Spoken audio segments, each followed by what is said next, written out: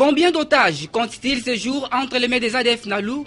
Le nombre serait élevé à 894. Plus de précisions dans cette édition.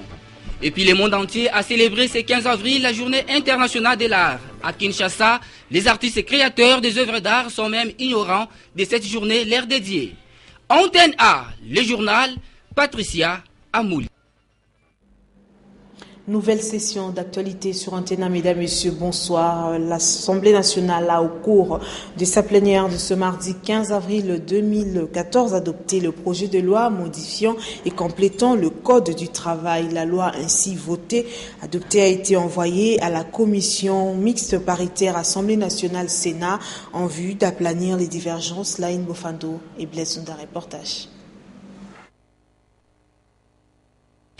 360 députés nationaux ont adopté les projets de loi complétant et modifiant les dispositions des quelques 17 articles du Code du travail de la République démocratique du Congo enregistrés sous la loi numéro 016/2002 du 16 novembre 2002 et ce après son examen article par article.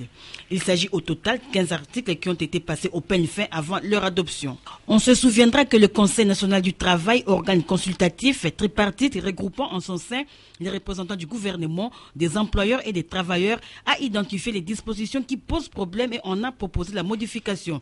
Il s'agit de 17 articles sur les 334 que compte le Code du travail.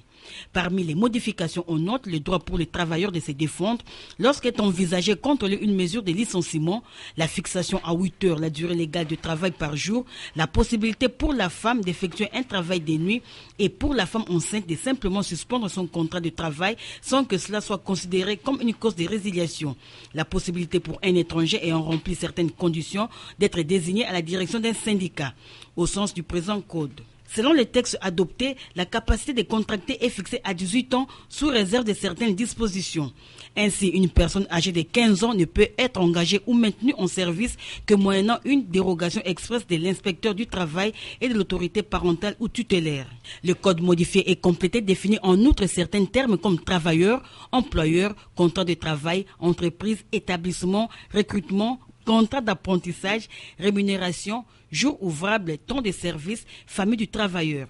Cette dernière comprend le conjoint, les enfants tels que définis par le Code de la famille, les enfants que le travailleur a adoptés, les enfants dont le travailleur a la tutelle ou la paternité. Nous vous le disons hier, le chef des miliciens Maï Simba Paul Sadaladi Morgan est décédé lundi 14 avril de suite de ses blessures alors que l'hélicoptère de la MONUSCO l'a acheminé des Kamanda à Bunia. Contacté sur cette situation, le porte-parole militaire de la MONUSCO, le lieutenant-colonel Félix Prosper Bass, a apporté quelques éclaircissements dans une conversation téléphonique avec Don Momad. Suivez. Avril, la MONUSCO a été contactée par les autorités congolaises en vue de soutenir logistiquement la reddition de Paul Sadala alias Morgan ainsi que 42 éléments qui font partie de son groupe de miliciens. Nous avons pris toutes les dispositions nécessaires au niveau de la MONUSCO pour mettre en place des moyens logistiques et militaires qui permettrait de soutenir efficacement l'opération qui avait été initialement programmée par l'armée congolaise. Et d'ailleurs, à ce titre, ce qui s'est passé, c'est que même le représentant spécial adjoint de M. Kobler, le général Abdallah Wafi, s'est personnellement déplacé à Bunia le 13, justement pour soutenir et coordonner les actions qui étaient prévues à cet effet, à savoir le soutien logistique que la MONUSCO devait donner au FRDC en vue de transporter vers Bunia Paul Sadala et ses miliciens. Donc, tout a été mis en place. Le 14, à savoir hier, pendant que toutes les dispositions avaient été prises au niveau de la base opérationnelle de Komanda, il faut préciser que Komanda est situé à 65 km au sud-ouest de Bunia et Paul Sadala nous a été ramené mort, décédé des suites de certaines blessures. Il faut constater la mort de Paul Sadala alias Morgan, dont la dépouille a été plus tard transportée par les soins de la MONUSCO vers Bounia. On va parler encore de la situation sécuritaire à l'Est. L'on dénombre combien d'otages ces jours entre les mains des ADF? La réponse serait non loin de 894, dont 250 enfants enrôlés des forces dans cette milice pour commettre des actes terroristes dans la partie nord-est de la République démocratique du Congo. Le commentaire est signé par Eric Izami. Le porte-parole de FARDC au Nord Kivu, Olivier Amouli, a déclaré que pour récupérer la toute dernière base de ADF Nalu, il leur a fallu 10 jours d'intenses combats. À Kinshasa, le porte-parole du gouvernement Lambert Mende a affirmé lundi au cours d'une conférence de presse que 100 rebelles ont été tués lors d'âpres affrontements dans cette base, une forteresse surnommée Madina. Pour le ministre congolais, parlant de bilan, du côté FARDC, rien n'a été signalé. Mais des sources concordantes affirment qu'entre 2010 et 2013, des centaines de personnes ont été enlevées par les ADF Nalu dans l'est de la RDC. Enfants, médecins, prêtres, membres de Médecins sans frontières, etc. Au moment où la traque contre le rebelle islamiste ougandais entre dans sa dernière phase, peu d'informations filtrent sur le sort des otages. La mission onusienne basée en RDC fait remarquer que personne ne sait exactement où sont les otages. Selon la MONUSCO, plus la traque contre les combattants des forces démocratiques alliées ADF Nalu s'intensifie sur le terrain, plus l'inquiétude concernant le sort des personnes enlevées augmente ces temps derniers par le groupe rebelle ougandais à Beni, situé dans la province RD congolaise du Nord Kivu. Depuis le début de l'opération Sokola, entendez nettoyer, lancée contre les ADF Nalu par les FARDC appuyés par la brigade d'intervention des Nations Unies, un chiffre repris à son compte par le gouvernement revient avec insistance. Il serait 600 otages entre les mains des insurgés islamistes ougandais. Mais pour la société civile basée localement, l'estimation officielle serait en deçà de la réalité. Entre juin 2010 et décembre 2013, cette société civile a documenté 894 cas d'enlèvement à Beni, principalement dans les secteurs de Beni-Mbau et des Ruwenzori, mais également dans la chefferie de Walinga. Dans toutes ces contrées, les femmes sont utilisées comme esclaves sexuels et les jeunes hommes comme porteurs de bagages. Parmi les 894 enlèvements, 250 concernent les cas d'enfants enrôlés des forces de la milice de ADF Nalu. Dans un autre registre, après le conflit intercommunautaire survenu à Lodja, dans le Kassai oriental entre les Esoué, Ekonda et les Savaniers, le calme est enfin revenu. C'est ce qu'a déclaré le gouverneur Ngoï Kassanji au cours d'un point de presse tenu le lundi 14 avril 2014 à Shoprite dans la commune de Kintambo. Le numéro 1 de la province du Kassai oriental s'est dit satisfait des résolutions prises. Africa Mujinga. Il n'y a pas de développement sans paix. Après l'opération Lukombo, c'est-à-dire balayé, au Kassai oriental, le gouverneur de la province, Alphonse Ngoï Kassanji, a frappé pour une seconde fois. Les auteurs des conflits intercommunautaires entre Esoué, Ekonda et Savanier ont subi la rigueur de la loi. L'actualité de notre province, on parle plus des événements de l'Odja. Et une vive tension liée essentiellement à ce que moi j'appelle l'intolérance ethnique. Donc c'est un même peuple qui était là, qui parle une même langue, mais depuis des années, il se pose des problèmes, entretenus par quelques leaders. Quelques mesures de sécurité ont été prises pour la pacification de la province. Saisis de cette situation, nous étions entrés en réunion de sécurité, on avait décidé de descendre à Lodja.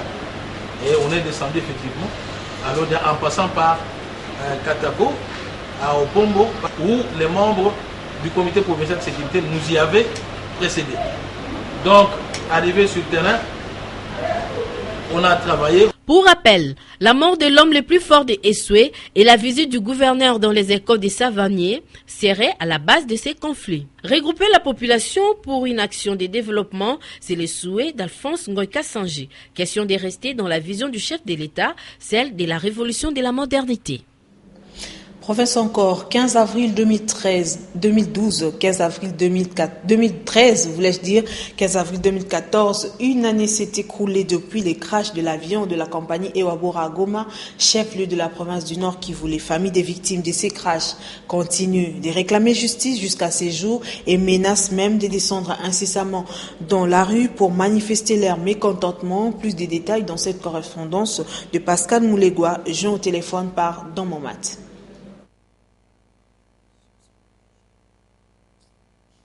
15 avril 2008, 15 avril à aujourd'hui, il fait pratiquement 6 ans depuis que le crash de la compagnie Ewabora avait causé des monumentaux dégâts humains et matériels. Ces victimes ont commémoré cette journée du 15 avril, 6 ans après que leurs proches, biens et autres l'aient quitté. Ces derniers ont décrié les faits qui ne sont encore pas à ce jour remis dans leurs droits, comme les pouvoirs publics avaient bien promis par la Société nationale d'assurance et cette compagnie aérienne de bien leur payer ces dommages. Cependant, ces victimes estimées à plus de 250 ont promis de descendre dans la rue d'ici une semaine, une fois leur doléance sera négligée. De Goma, Pascal Moulegua, Antenne A Télévision. Justice encore, le jugement dans l'affaire opposant le gouvernement, la Direction générale des migrations à Laurence Ghislaine Sénéchal est tombé lundi 14 avril à 21h au tribunal de paix de la Gombe. 6 mois de servitude pénale principale plus amende transactionnelle de 300 000 francs congolais pour la Belge, 3 mois de servitude pénale principale plus 200 000 francs congolais pour les 2 autres complices agents de la DGM et le beau-frère de la Belge poursuivi pour tentative d'expatriation d'une fillette de 5 ans en Belgique qu'elle devrait adopter. Le point avec Dieu merci Nzoma Biala. Il est près de 22 heures lorsque tombe le jugement rendu sur dispositif dans l'affaire Laurence Ghislaine Sénéchal, comparaissant en procédure de flagrance devant la chambre 2 du tribunal de paix de la Gombe pour tentative de sortie illicite d'enfants adoptés, et ce, sous des bougies. Avec l'admission des circonstances atténuantes à 6 mois de servitude pénale principale et à une amende de 300 000 francs congolais. Après le prononcé, la prévenue très émue s'évanouit. C'est au clinique Ngaliema qu'elle reprendra conscience. Pourtant, elle aurait carrément dû éviter, en respectant la loi de la RDC en matière d'adoption, car cette loi n'autorise pas à une célibataire d'adoption, et mieux encore, la mesure interdisant la sortie pour enfants adoptés, publiée le 25 septembre 2013 par la DGM, et ce, jusqu'à nouvel ordre, vu que les décisions d'adoption étaient truffées de beaucoup d'irrégularités. La condamnée s'est rendue coupable, l'ambassade de Belgique avec elle, en obtenant pour l'une et délivrant pour l'autre à l'enfant Agnès Imani Sénéchal un document de voyage provisoire ou emergency travel, document pouvant permettre à cette dernière de quitter le territoire congolais, bravant ainsi la mesure du 25 septembre. Que d'infractions à mettre à leur actif. 6 mois de servitude pénale principale est suffisant vu la gravité des faits. Le gouvernement congolais, dans sa lutte contre l'impunité, ne tolérera plus que quiconque continue de fouler aux pieds ses lois et réglementations. Et pour ce qui concerne les enfants, notez que le trafic illicite d'enfants ou mieux la traite d'enfants voilés sous forme d'adoption est une infraction internationale et s'avère être punissable. Rappelons par ailleurs que même les chefs de police d'Afrique centrale, se réunissant à Kinshasa pour leur 14e session, se sont proposés d'étudier de fond en comble cette question de traite d'enfants.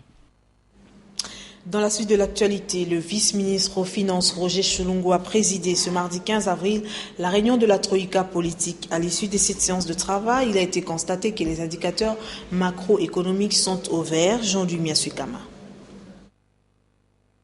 La consommation des fruits est indispensable dans le régime alimentaire de l'homme. Cependant, à Kinshasa, malgré la diversité des fruits périodiques, les Kinois ne s'intéressent pas aux fruits. Certains mangent. Troïka politique ce 15 avril 2014. Les indicateurs économiques sont sous contrôle. La croissance projetée est de 9,5% en 2014, mais le vice-ministre des Finances se veut optimiste. Notre rêve est d'atteindre une croissance à des chiffres. Nous avons positionné la croissance en 2014 à 9,5% et ses prévisions demeurent. Et les tendances actuelles attestent que la République démocratique du Congo marche sur une croissance au-dessus de la moyenne des pays africains subsahariens.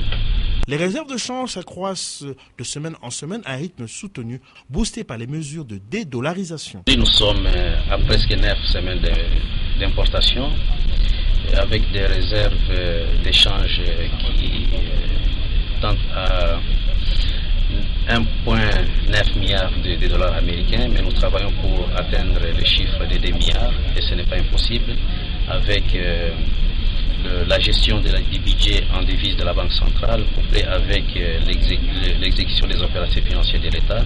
Comme vous avez remarqué, le mois de mars, qui était un mois d'échéance fiscale important, nous avons dégagé un bonus qui nous permet à la Banque centrale de conforter la position d'échange. Les finances publiques attestent d'un excédent de 300 milliards de francs.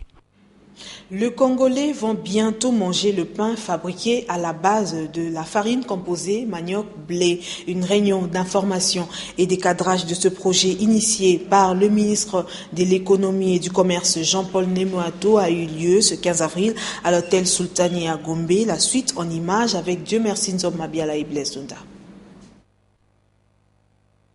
Il n'est un secret pour personne que fabriquer le pain à base de la farine de manioc est capable de générer des industries et de l'emploi. Raison pour laquelle le ministre de l'économie et du commerce Jean-Paul Nemoato, ceux de la recherche scientifique, de l'industrie, de l'agriculture et des finances, ainsi que quelques chercheurs ont pris part à cette réunion d'information et de cadrage du projet de panification à base de la farine composée blé manioc en vue de finaliser la norme qui passe par le consensus de tous. Pour le gouvernement de la République, l'enjeu de l'incorporation de la farine de manioc dans l'industrie du pain vise la réduction de la dépendance du pays vis-à-vis des importations par la substitution partielle des importations du blé par les farines produites à partir des matières premières agricoles locales. En plus de l'amélioration de la sécurité alimentaire, le recours à ce type de normalisation constitue une contribution significative à la lutte contre la pauvreté en RDC. Le père Charles Kisuka s'est déjà lancé sur cette voie. Actuellement, il effectue des essais de panification à base d'une farine composée de 15% de manioc et 85% de blé. Les résultats obtenus jusqu'ici sont encourageants. Je viens pour confirmer, pour dire oui, ce pain, il est faisable, il existe, il est consommé aujourd'hui dans tout Kimpese. Marie-Claire Yanjou, qui entreprend des recherches à ce sujet, a fait un plaidoyer sur le manioc, considéré aujourd'hui comme l'or blanc. La réalisation, a rappelé Jean-Paul Nemoato, de ce projet s'inscrit dans le cadre des réformes structurelles prônées par Joseph Kabila et répond à l'impératif de la diversification de l'activité économique en vue d'une croissance inclusive. Et pour être en bonne santé, il faut bien manger. Et bien manger, c'est aussi consommer de fruits saisonnières qui protègent contre les maladies périodiques. Dans ce reportage de Paulin Kalamba et Duzen Belebele, un diététicien planche sur l'importance de la consommation de fruits. Suivez. La consommation des fruits est indispensable dans le régime alimentaire de l'homme. Cependant, à Kinshasa, malgré la diversité des fruits périodiques, les Kinois ne s'intéressent pas aux fruits. Certains mangent seulement les fruits qu'ils jugent de bon goût. Orange. Moi, je préfère manger l'orange, la mandarine et les pamplemousses. Et pourtant, les fruits alimentent le corps en plusieurs vitamines. Les fruits sont dans le groupe d'aliments que nous disons les aliments constructeurs, ou plutôt des aliments protecteurs. Ces aliments protecteurs ont comme spécificité d'apporter des vitamines et des sels minéraux au corps. L'ananas, c'est un fruit qui est conseillé parce qu'il a beaucoup de jus que vous pouvez prendre et déconseillé chez la femme enceinte parce que à un certain moment, à une certaine période de sa grossesse, ça risque de poser des problèmes. L'avocat, quand nous mangeons, nous ne savons pas exactement ce qu'il y a dedans, mais l'avocat a une grande concentration de matières grasses là-dedans, mais des matières grasses qui sont bonnes pour le cœur. Lorsque nous mangeons les citrons, les oranges, les pamplemousses, nous recherchons beaucoup plus la vitamine C là-dedans. Un régime alimentaire sain exige la consommation régulière des fruits au moins 2 les jours, surtout que les fruits fournissent une bonne digestion. Le projet de désenclavement des districts de Ba et Haut-Ouélé dans la province orientale a été inauguré le 25 mars dernier. Cette opération est soutenue par l'USAID, Vodacom Congo et Altobride Mobile Connectivity avec l'appui logistique de la MONUSCO. Suivez ces commentaires de Ndaï Lambochi. Dans le cadre du projet de désenclavement des districts du Bas et Haut-Ouélé, dans la province orientale, 4 stations de base communément appelées antennes cellulaires ont été installées dans les sites de Bangadi, Nyangara, Doruma et Ango par Vodacom Congo et ses partenaires. Environ 6 000 personnes auront désormais accès et bénéficieront des services de qualité, non seulement en matière de communication, mais aussi en ce qui concerne les transferts d'argent à travers le service M-Pesa. Cette initiative a le mérite de s'inscrire dans la droite ligne de l'ambition de Vodacom en République démocratique du Congo, c'est-à-dire démocratiser l'accès à la communication et offrir à ses abonnés et clients potentiels une couverture totale, même dans les zones les plus reculées du pays. Nous osons donc croire que ce projet contribuera à réduire sensiblement, sinon mettre un terme aux actions du groupe armé qui sévissent dans cette partie du pays. Et je tiens ici à souligner l'engagement de Vodacom Congo à soutenir toute initiative menée au profit des populations congolaises et des personnes vulnérables.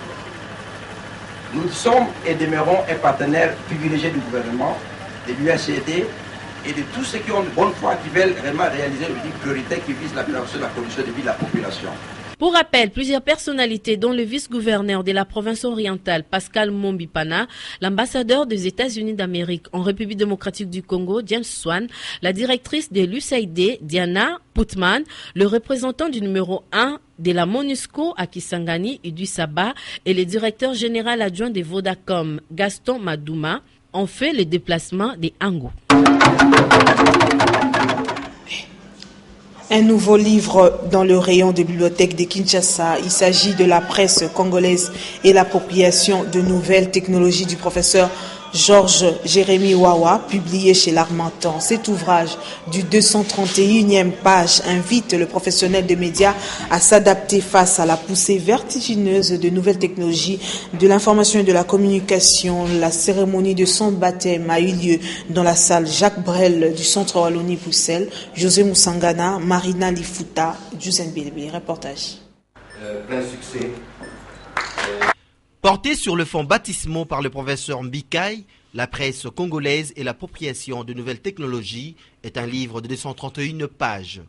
Son auteur, le professeur Georges Jérémy Wawa, estime que face au caractère incontournable de nouvelles technologies de l'information et de la communication, le journaliste devra s'adapter à l'évolution de celle-ci. J'ai mené une réflexion pour appeler la presse congolaise à comprendre que les représentations que nous avons des technologies de l'information et de la communication amènent à leur appropriation et leur intégration. Mais seulement, cette appropriation conduit à la rationalisation. Autrement dit, nous devons repenser les structures de nos entreprises de presse pour les adapter à l'évolution des TIC. Hier, le défi à relever, c'était la présence sur la toile. Aujourd'hui, il y a un autre défi qui se présente à nous, c'est la présence sur le mobile. C'est pourquoi nous tirons la sonnette d'alarme. Soit nous nous adaptons, ou alors nous allons disparaître. Pour y arriver, il faudrait procéder par la veille technologique, envoyer les journalistes à la formation et repenser les entreprises de presse. Publié chez l'Harmattan, ce livre est disponible à la librairie du même nom, située sur l'avenue Kabambar dans la commune de Lingwala. L'humanité a célébré ce 15 avril la Journée internationale de l'art, un événement important mais qui demeure encore méconnu dans l'espace artistique congolais, pourtant en quête de conditions optimales de travail à l'instar d'autres pays qui le commémorent depuis 2012. Gédéon Lukumwena, un reportage. L'art, c'est ce que l'homme ajoute à la nature, a dit un célèbre poète français. Pourtant, ceux qui jouissent de ces privilèges ignorent l'existence de cette journée leur dédiée. 15 avril, c'est la date dédiée à l'art. Je ne suis pas au courant. Je suis dans l'art, mais je n'ai jamais su que le 15 avril, c'est une journée internationale dédiée à l'art. Qu'à cela ne tienne, l'art cristallise l'histoire d'une société. N'oubliez pas que l'art a aussi le rôle comme le soubassement de l'histoire. Dès qu'on aura interroger certains domaines de la vie, on interrogera aussi également les domaines de l'art. Et l'art, comme il a le rôle de fixer les temps, de cristalliser les moments, les événements, écoutez, l'art aussi est prêt à rendre aussi son compte à la fin du temps. Au marché des œuvres d'art sur la place royale à Gombe, les vendeurs déplorent leurs conditions de travail. Si je peux parler de la construction, vraiment, normalement, notre marché ne devait pas être comme ça. Parce que nous vendons de valeurs et c'est le visage de notre pays. On devrait normalement construire un bon marché. Quand les gens viennent, à cause des valeurs qu'ils trouvent ici, ça nous permettra d'avoir des entrées de devises. Cette journée a été célébrée pour la première fois aux États-Unis en 2012 à l'initiative de l'International Association of Art, appuyée par l'UNESCO. En société, le domicile du musicien de Wenge BCBG, Mignon Abraham, a été dévasté par un incendie dans la nuit. Lundi à mardi, ce sinistre s'est réduit à un court-circuit. Les détails dans ce reportage de Lucie Mambanda Indoa, Patrick Borel Mukenzi et Esaïe Moadi du Ciel.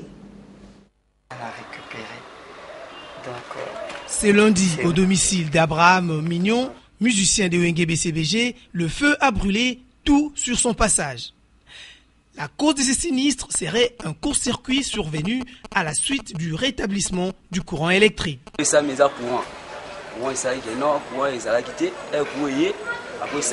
quand c'était mis à la station à Palin, celui qui avait fait ma vie, tout est en 4 minutes.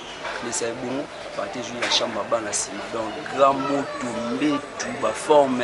Chaque fois que tu vas à la couloir, tu vas voir si tu as tout mis à la si tu as un moto, tu as un moto, tu as un quartier, Abraham Mignon déclare avoir tout perdu dans l'incendie.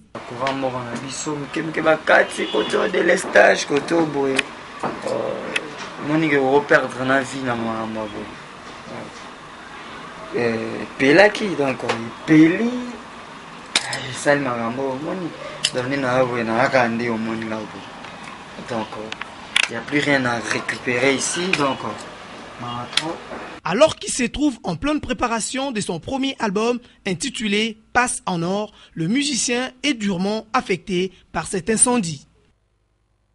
Un mot en sport. Dans ce journal, quelques écoles de Kinshasa vont prendre part au tournoi interscolaire des élèves de taekwondo prévu le samedi 3 mai 2014 au Collège Joël International de la Gombe. Uniquement les enfants de 3 à 16 ans vont participer à cette édition de la compétition de taekwondo. Le propos est recueilli par... D'habitude, chaque année, vous venez voir, vous assistez à un tournoi interscolaire où les pratiquants de taekwondo de 3 à 16 ans qui vont s'affronter pour faire valoir notre taekwondo en préparant la base pour que dans l'avenir nous ayons de bons taekwondoïstes. Nous appelons à tous les parents de venir nous assister parce que notre sponsor premier sont les parents qui contribuent à ce que la manifestation puisse avoir lieu.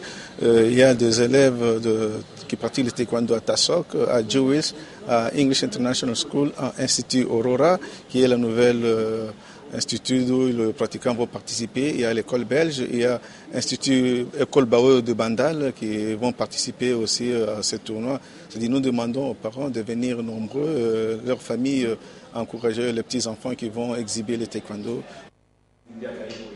Place à présent à la revue de presse dans une sélection et un commentaire de Dans mon mat.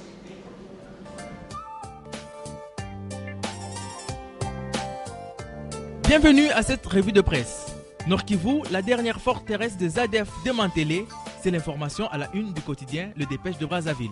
Médina, jusqu'alors base arrière des rebelles ougandais des ADF érigés dans le Nord Kivu, dans un endroit d'accès extrêmement difficile, une place forte qui abritait probablement les derniers contingents de cette force négative, a été détruite le dimanche par les forces armées de la République démocratique du Congo. De nombreuses armes lourdes et légères y ont été récupérées au terme des violents combats ayant occasionné la mort de près de 100 rebelles. L'information, souligne les tabloïds, a été livrée hier par le porte-parole du gouvernement congolais, Lambert Mende. Dans une autre bataille qui s'est déroulée cette fois-ci à Molokaï, dans la réserve à Okapi, entre le FARDC et les miliciens du chef rebelle Paul Sadala alias Morgan, ce dernier a été touché au pied et est décédé de suite de ses blessures. Le chef rebelle des Mai Mai Simba à l'est, Paul Sadala, est donc mort, annonce les guides. La traque des rebelles et leurs alliés loin d'être finie, Forum des As rapporte que, recherché par la justice, Roger Lumbala signalé au Rwanda et en Ouganda. Abordant cette question hier, poursuit les confrères, le porte-parole du gouvernement engage ses partenaires ougandais et rwandais à respecter les obligations qu'ils ont librement contractées en signant l'accord cadre d'Addis Abeba. Dans un autre registre, la CENI titre la prospérité des Quinois exige des élections locales. Les réseaux d'éducation civique au Congo a organisé des tribunes d'expression populaire en partenariat avec la coalition 11-11-11 et la participation de la Commission électorale nationale indépendante. La population s'est exprimée sur la feuille de route de la CENI, le respect de la Constitution, les mandats des élus et les élections provinciales. Selon la consoeur, la population voudrait que la CENI organise d'abord les élections urbaines, municipales et locales afin d'enraciner la démocratie. L'heure c'est l'heure, c'en est fini pour ce soir. Restez branchés au programme d'Antena. Au revoir.